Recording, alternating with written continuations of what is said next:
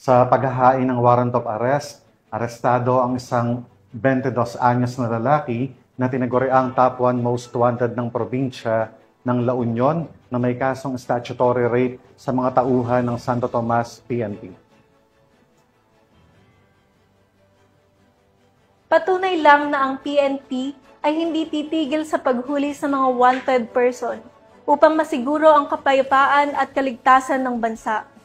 Police Corporal Mark Anthony Pico, ibalita mo.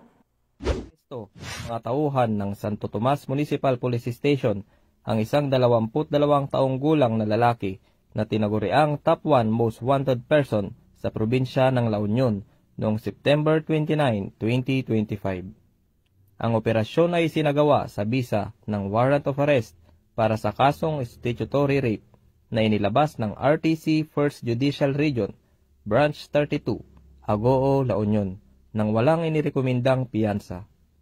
Kasalukuyang nasa kustudiya ng Santo Tomas MPS ang sospek para sa kaukulang dokumentasyon at disposisyon bago ito tuluyang iharap sa korte.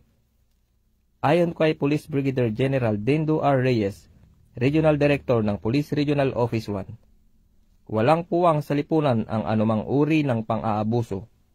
Patuloy ang pagpapatupad ng batas upang maprotektahan ang mga walang kalaban-laban at matiyak na mananaig ang katarungan.